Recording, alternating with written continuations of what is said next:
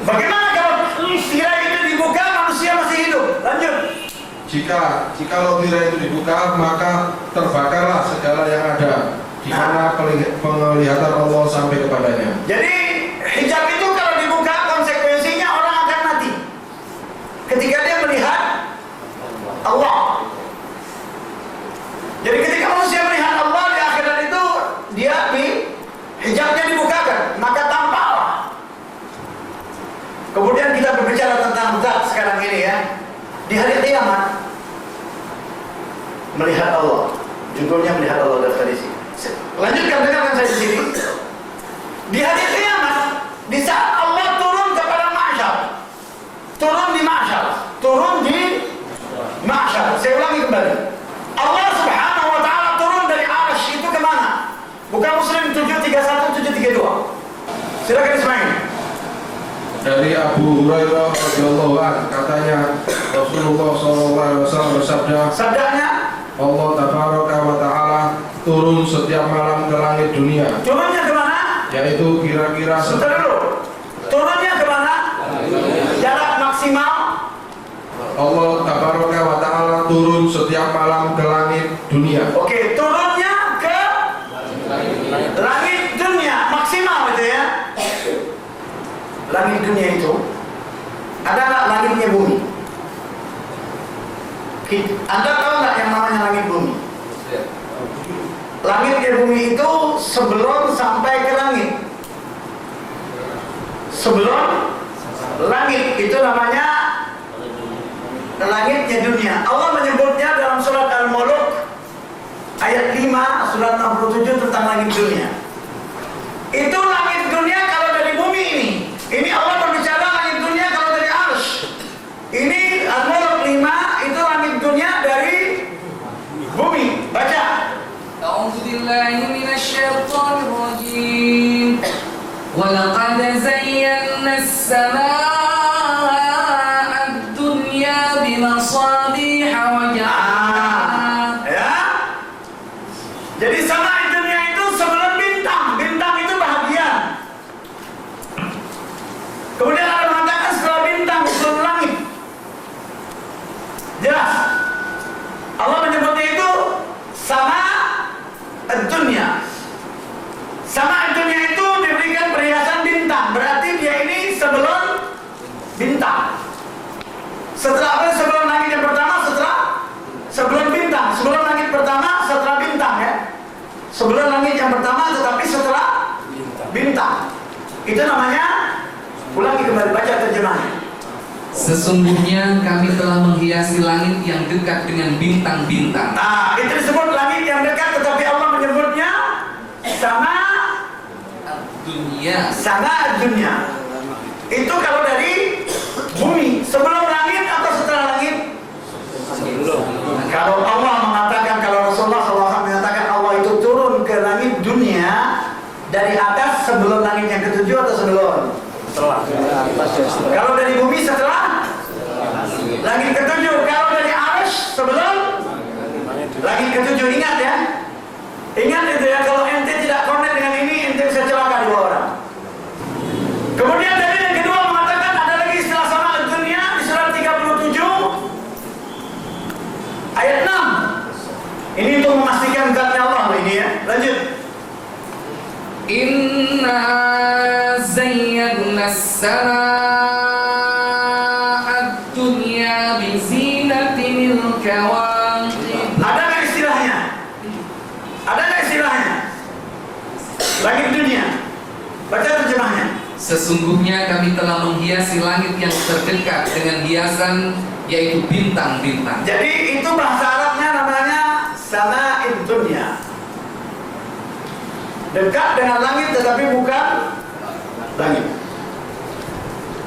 Dari bumi sebelum langit, setelah bintang, itu namanya sama versi manusia. Dari arsy sebelum langit ketujuh, itu namanya sama dunia.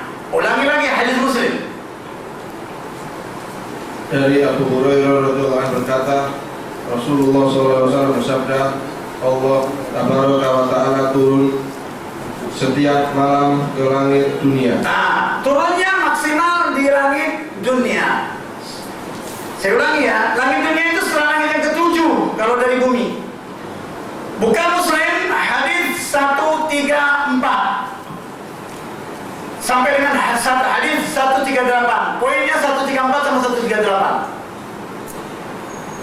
Untuk memberikan makna, mengambil makna dari sana. Lantas untuk membuktikan yang dilihat oleh Musa itu Allah atau hijabnya. Untuk mengambil kepastian ya. Baca. Dari Anas bin Malik radhiyallahu anhu berkata, dari Anas bin Malik radhiyallahu anhu katanya Rasulullah SAW bersabda, Isi sabdanya. Jibril membawakan kepadaku seekor buruk, yaitu sejenis hewan berwarna putih, lebih panjang dari keledai dan lebih pendek dari balol. Ia dapat melompat sejauh mata memandang. Hewan itu lalu kutunggangi sampai ke Baitul Maqdis. Sampai di sana hewan itu kutambatkan di tambatan yang biasa digunakan para nabi. Kemudian aku masuk ke dalam masjid dan sholat di situ 2 rakaat. Setelah aku keluar, Jibril datang membawa dua buah bejana, yang satu berisi khamar dan yang satu berisi susu. Aku memilih susu.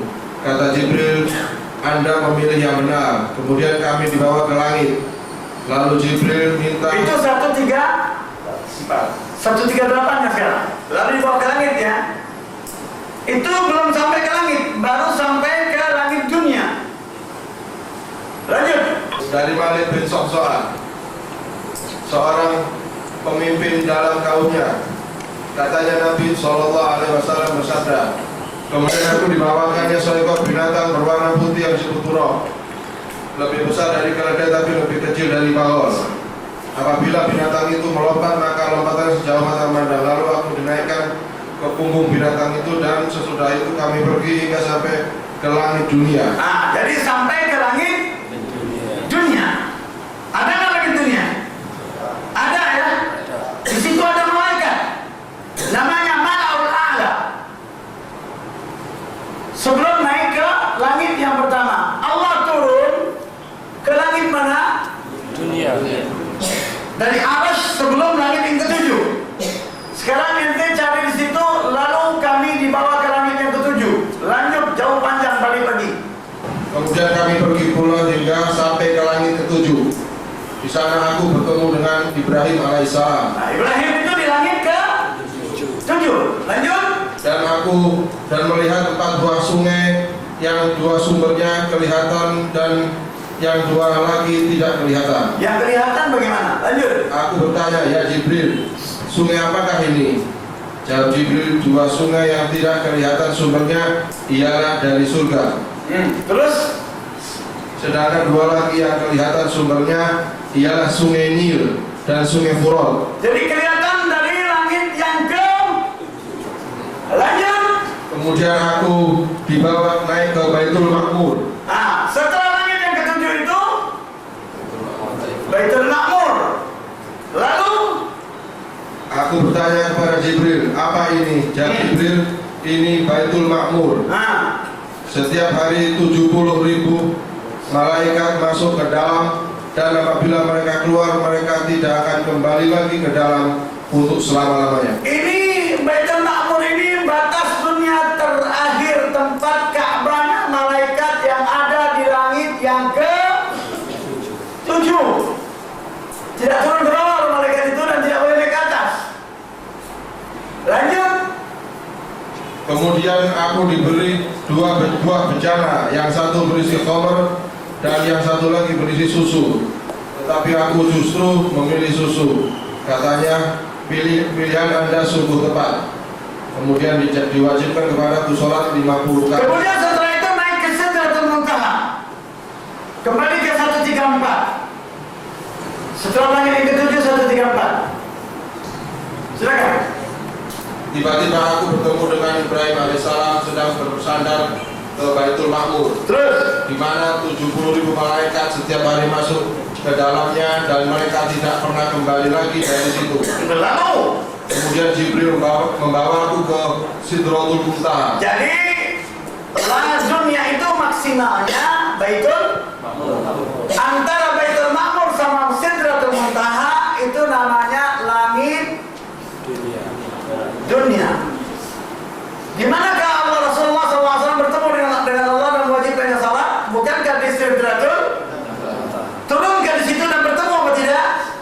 Maksimal turunnya ke langit dunia antara Sidratul Muntaha dan Baitul Ma'mur. Itulah yang disebut turun ke langit. Kalau begitu yang dilihat oleh Musa ketika ia berada di Bukit Tursina itu apa?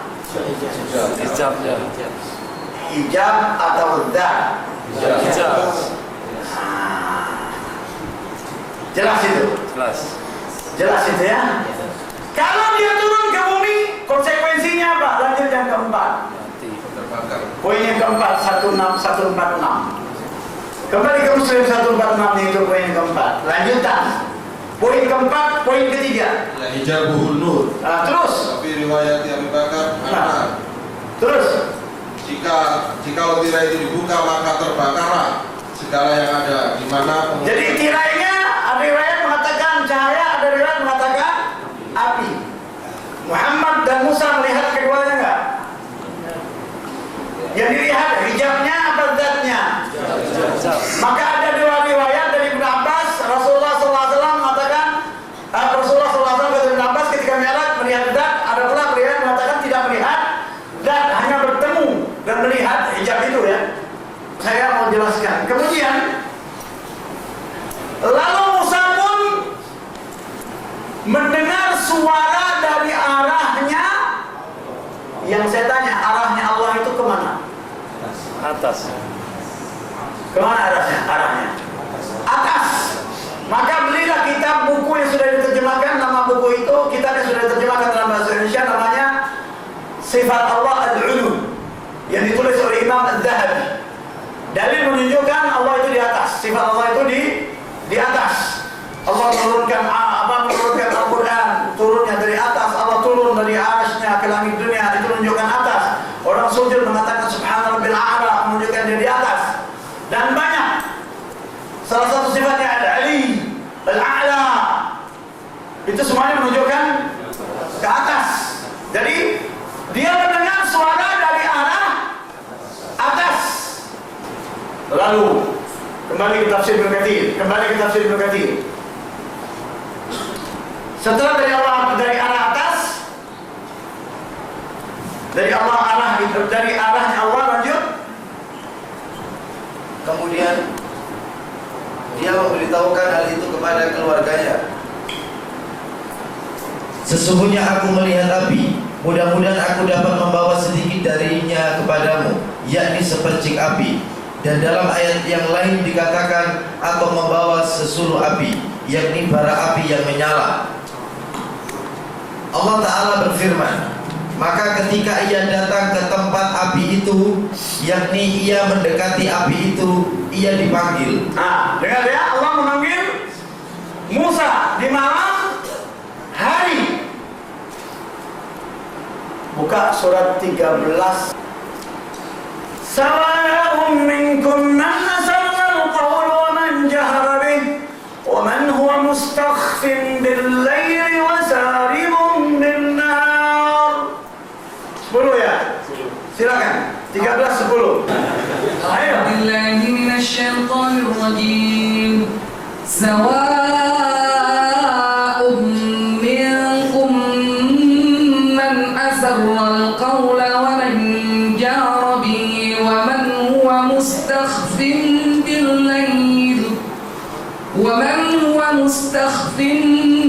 bil-lail wa saribun bin-nar.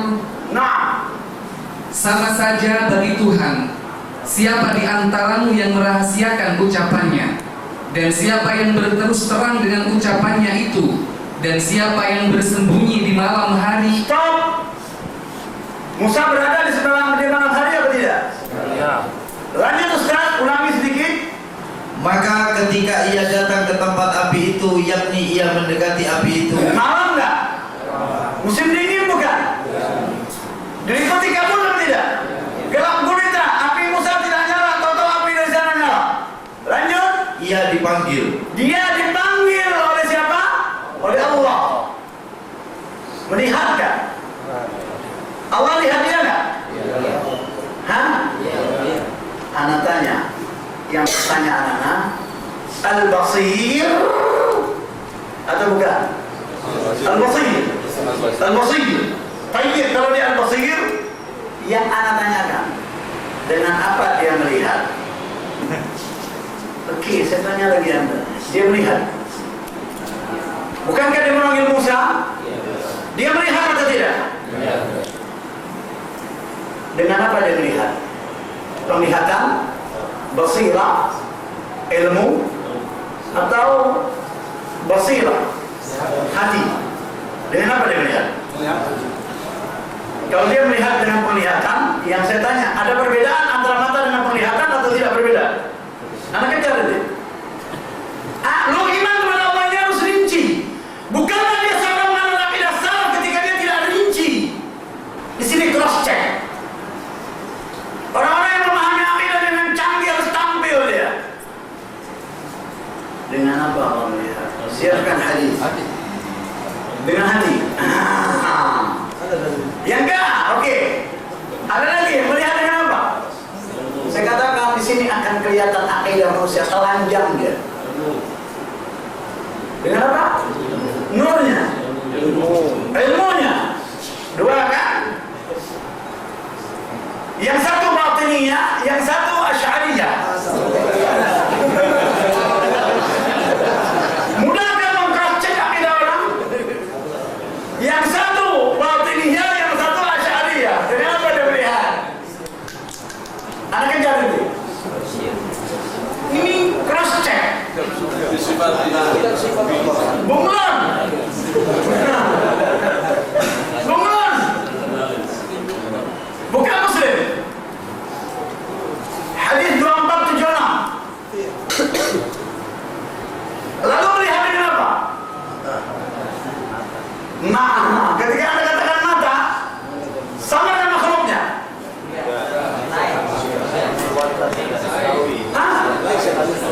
Laisa kamitslihi punya mata nggak? Bukan Muslim. Tentang melihat Dajjal, tentang Sidratul Dajjal 2476 bukan? Hah? 2476. Melihat Dajjal, baca. Kasih mic-nya ke sana. Dari Ibnu Umar radhiyallahu anhu katanya, Apa katanya? Rasulullah Shallallahu Alaihi Wasallam berbicara mengenai Dajjal Lalu apa kata Rasulullah? di hadapan orang banyak. Lalu apa kata Rasulullah mengenai Dajjal? Sabda beliau, sesungguhnya Allah Taala tidak pijak burung buta matanya sebelah. Allah tidak pijak. Apa perbedaan antara buta sama pijak?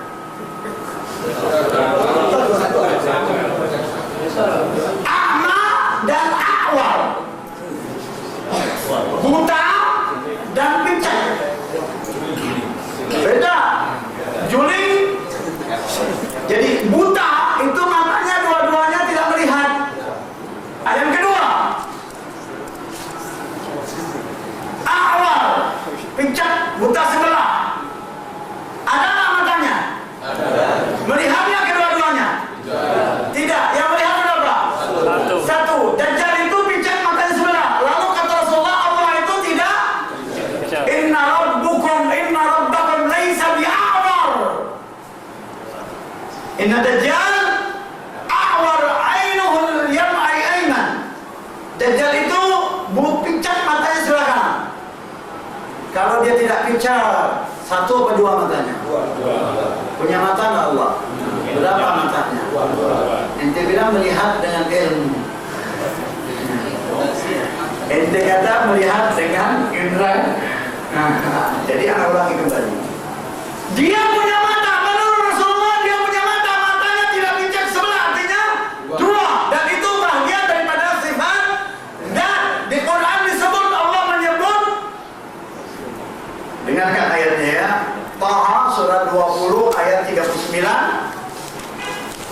Kemudian surat 11 Hud ayat 37. Silakan. A'udzu billahi minasy syaithanir rajim. Aniqdhifi fit tabuti faqdhifi fil yammi falyulqihi yarmu bis-sahili ya'khudhu 'aduwwun li wa 'aduwwun lah wa alqaitu 'alayka mahabbatan minni wa litusna'a 'ala 'aini. Apa kata Allah? Yaitu Walitusna'a ala aini. Kabar berita dari dia langsung bukan? Punya mata nggak Allah? Bah, surat 11 saja sebelum baca terjemahnya. Wasna'il fulka 38 bukan 37. Berapa? 37. Wasna'il fulka. Wasna'il fulka bi'ayunina wa wahyin. Langsung wasna'il fulka Dan buat bi'ayunina. Allah itu boleh nggak jamak untuk dia sendiri?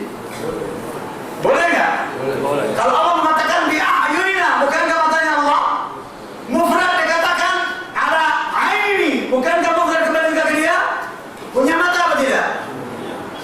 Kalau dikatakan itu bukan mata Allah, berarti dia tahrif, ta'wil, ta'til. Dari Al-Quran dan As-Sunnah mengucapkan, menyatakan Allah punya berapa matanya Allah?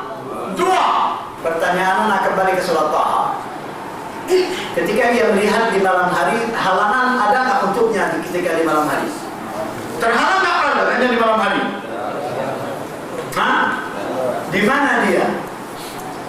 Di mana zatnya? Malam itu turun ke langit dunia. Berapa jaraknya? Berapa ribu tahun? Harusnya 50.000 tahun. 9.000 tahun. 9.000 tahun. Perjalanan 9.000 tahun. Dari bumi ke langit yang pertama 500, tebalnya langit itu 500 berapa? Jarak antara langit pertama kedua 500, tebalnya pun langit kedua itu 500 berapa? 2.000. 3 4 5 6 7 7.000. Jarak antara langit ketujuh dengan langit dunia itu 500. 7.500 tahun perjalanan. Adam cuma 1.000, Nuh sudah 950, nggak sampai 1.000. Semakin sini semakin menurun. Umur ente maksimal 60, lebih dari 60 bonus. Bonus. Ada hadis menjelaskan itu. Umatku itu usianya 60, maksimal 70. Yang lewat daripada itu sedikit. Bonus. Baik, sekarang matanya kepada ente. Dari sana dia melihat Musa di Bukit Tursina malam musim dingin kabut. Tidak ada apa-apa. Dia berkata kepada Musa dan memanggilnya. Satu, dia berkata, "Hai Musa." Hai Musa. Pertama dikatakan memanggil, "Hai Musa." Melihat atau tidak? Ya. Dirinci sekarang melihatannya. Yang kedua, Sesungguhnya aku ini Rabbmu. jadi ia menjelaskan tentang kerububiannya. Bukankah yang pertama semua dakwah Rasul itu dakwah tauhid? Dan apa yang pertama didapatkan oleh Musa seperti apa yang didapatkan oleh Muhammad SAW. Ketika Musa Allah berkata kepadanya, "Inni ana rabbuka fakhla'na 'alaik, innaka bil wadil muqaddas tuwa, wa ana ikhtartuka fasmi' lima yuha, innani ana Allah la ilaha illa ana, fa'budun wa aqimus salata li dhikri." Lalu dia berkata, "Iqra bismi rabbikal ladzi khalaq." Bukankah Rabb mengenalkan dirinya? Dia mengakui bahwasanya dia memiliki ism dan dia sebagai Rabb, lalu menjelaskan annahu khalaq fi'luh, perbuatannya, lalu dia merinci khalaqal insana min 'alaq, menjelaskan rincian daripada perbuatannya, lalu dia berkata, "Iqra wa rabbukal akram." Dia menetapkan dirinya sebagai Rabb dan menetapkan dirinya sebagai Al-Karim, murah. Bentuk kemurahannya dirincikan, allamal insana. Allamal insana Ba. Allama bil qalam. Allama bil qalam. Dia menjelaskan sabab. Ente ilmu ente dengan kalam atau bukan? Kalam atau bukan? Kalam belajar kan? Allama al-insana ma lam ya'lam. Muhammad sallallahu alaihi wasallam ilmunya dari mana? Ta'lim atau allama al-insana ma lam? Mengajarkan manusia yang tadinya tidak diketahui. Bukankah dia menjelaskan tentang kerububiannya? Bukankah usul tsalata itu ialah yang pertama mengenal Rabb sebelum mengenal din, lalu mengenal din sebelum mengenal Rasul, lalu mengenal Rasul untuk kesempurnaan din dan Rabb? Bukankah itu usul tsalata? Mengenal Rabb, mengenal din, baru mengenal Rasul sallallahu alaihi. Musa terkena dakwah ini atau tidak? Allah Ta'ala berfirman, "Hai Musa, Hai Musa, sesungguhnya aku ini Rabbmu." Jadi dia berkata, "Ya Rabb." Lalu apa kata Allah? Yakni yang berbicara dan berfirman langsung kepadamu. Itu Rabb. Lalu, Maka tanggalkanlah kedua teropangmu. stop. Allah mengatakan, "Fakhla'na 'alaik." Dia berkata kepada Musa apa? Tanggalkanlah, lepaskanlah, copotlah sandalmu, terompahmu. Yang dia tanya, yang saya tanyakan, yang dilihat oleh Allah pada saat ini Musa atau kakinya? Saya ulangi lagi, lihat ya Allah. Ente lihat ini, yang saya tanyakan, yang dilihat oleh Allah Musa atau kakinya, atau sesuatu yang ada di kakinya? Setelah dia berbicara dengan Musa utuh, dia berkata kepada Musa tentang benda yang ada di kakinya. Kalau begitu dilihatnya nggak apa yang ada di kepala ente? Dilihat ente ketika berjalan malam hari atau tidak? Ketika ente melakukan maksiat dilihat atau tidak? Apakah manusia tidak malu bermaksiat kepada Allah? Kenapa para nabi itu jujur? Apa yang menyebabkan beliau jujur? Para nabi itu kenapa mereka jujur? As-sidq. Kenapa? Dia dididik oleh Allah dengan aqidah pengenalan tentang Rabb-nya. Rabb mengenalkan diri kepada para nabi. Karena dia mengenal Rabb-nya, maka dia merasa seakan-akan dimanapun dia berada terkontrol, termonitor. Dia merasa dekat. Dia merasa dekat karena dia mengetahui sifat Allah Rabb-nya. Musa dikatakan, "Lepaskan sandal." Malam hari dia melihat sandal. Lihat apa tidak sandal Musa di Bukit Tursina. Kemudian poin yang ketiga dikatakan apa? Lanjut. Ali bin Abi Thalib, Abu Dzar, Abu Ayyub, dan tidak sedikit dari kaum salaf mengatakan, kedua terompah itu berasal dari kulit keledai yang kurang baik. Tahu nggak Allah? Selain daripada terompah yang dia lihat, dari apa tempatnya terompah pun dia sudah. Tahukah Anda tentang Allah Anda seperti itu? Ketika Anda mengulurkan celana Anda sampai menutup betis Anda, sampai menutup mata kaki Anda, dia tahu nggak? Dia lihat nggak? Dia lihat apa tidak? Dia mengetahuinya atau tidak? Apakah dia membenarkan Anda menutup mata kaki Anda? Tapi Anda lakukan. Maka manusia tidak malu kepada Allah. Jadi saya ulangi kembali. Allah Tabaraka wa Ta'ala selain dia mengetahui dengan ilmunya, dia melihat dengan matanya. Pertanyaan saya, kapan dia mengetahui perbuatan seluruh makhluknya ini dengan ilmunya? Mati dia tidak. Kapan ia mengetahui bahwasannya seluruh makhluknya ini telah diketahui dengan ilmunya? Kapan? 50.000 tahun sebelum dia menciptakan takdir, arasnya berada di atas air, sudah ada aras. Berarti aras tidak terkena ilmunya. Mati dia Nabi. Hanya ada satu kalimat. Hanya ada satu kalimat. Apa itu? Wa anna Allah qad ahata bi kulli syai'in ilma. Dia al-alim. Tidak star dan tidak tahu, dia star tahu. Tidak didahului oleh ketidaktahuan. Wal alim, dia tetapkan dirinya al-alim. Orang Yaman pernah bertanya kepada Rasulullah SAW tentang hal ini. Bukan tafsir begini. Bukan surat 11 ayat 7. Orang Yaman, rombongan Yaman pernah bertanya kepada Rasulullah tentang hal ini. Silakan. Allah Subhanahu wa ta'ala mengabarkan tentang kekuasaannya atas segala sesuatu. Allah lah yang telah menciptakan langit dan bumi dalam 6 hari. Sedangkan arsy-Nya yang berada di atas air sudah ada sebelum penciptaan segala sesuatu. Jadi Allah itu istiwa di atas arsy yang berada di atas air, atau arsy yang sudah dipikul. Nanti bahasanya itu lanjut. Sebagaimana yang diriwayatkan Imam Ahmad dari Imran bin Husain, ia menceritakan Rasulullah SAW bersabda, "Sambutlah kabar gembira hai Bani Tamim." Maka mereka pun menjawab, "Engkau telah menyampaikan kabar gembira kepada kami, karenanya berilah kami."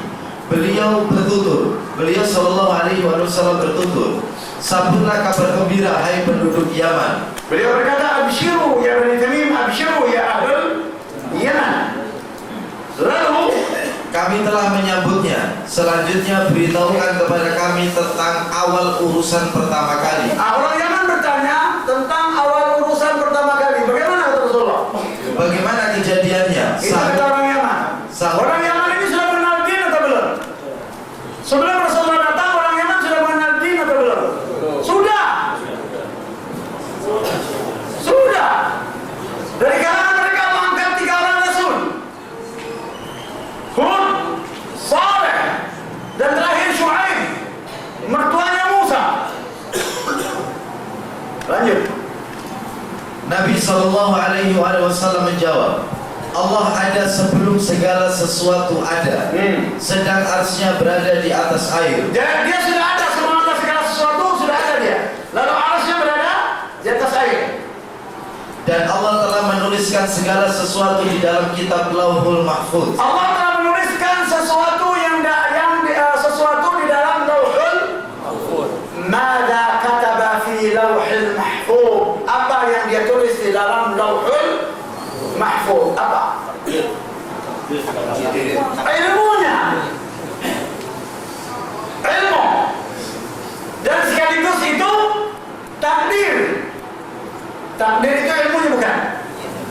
Ilmunya dimasukkan ke dalam Lauhul Mahfuz atau tidak? Iya atau tidak?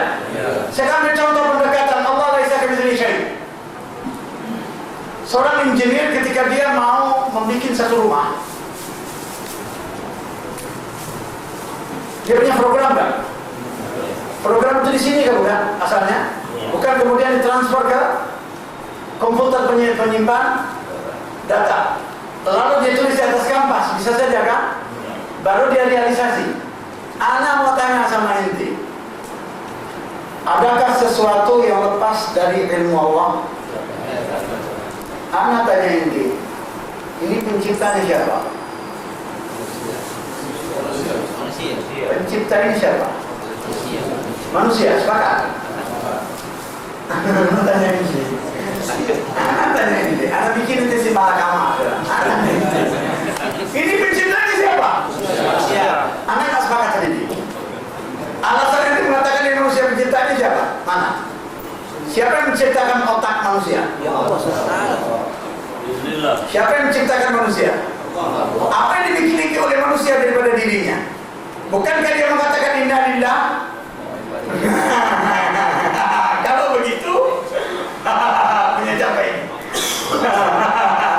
Lalu saya tanyakan, lepaskah ini dari ilmu Allah?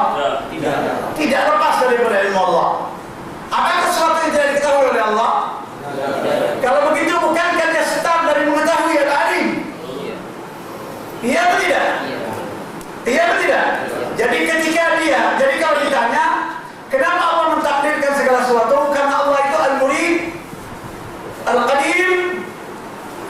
Kemudian Allah juga Al-Muqtadir, Al-Alim. Lamma arad faqaddar. Al-Alim itu ketika dia beriradah, innama amruhu idza arada syai'an. Ana mau katakan, mana lebih dahulu antara iradah sama syai', sama sesuatu? Innama amruhu idza arada syai'an. Kun fayakun itu mau katakan dulu. Anak nggak mau kun fayakun ini dulu. Ketika Allah menginginkan sesuatu, menginginkan beriradah sama sesuatu, mana terlebih dahulu antara iradah sama sesuatu? Iradah terlebih dahulu. Jadi iradah itu sebelum qadar, tetapi setelah ilmu. Lamma arad halama. Ketika dia menginginkan sesuatu, halama, dia bayangkan. Sudah ada belum lokasinya? Allah bisa ciptakan segala sesuatu, dia bayangkan, halama, lalu dimasukkan dalam lauh mahfuz, lalu diciptakan segala sesuatu. Sesuatunya belum ada. Canggih nggak? Allah. Lamma arada halama. Bukankah Al-Halim itu sifat Allah? Lalu ini dibikin udah Halim, lah bisa diganti Abdul Halim. Jadi Al-Halim itu impian. Lalu ketika orang tidur mimpi, dia katakan halama. Jam berapa ini? 10. Cukup sekian. Barakallahu fiik. Wa syalla la ilaha illa anta astaghfiruka wa atubu ilaik. Sallallahu alaihi wa sallam. Assalamualaikum warahmatullahi wabarakatuh.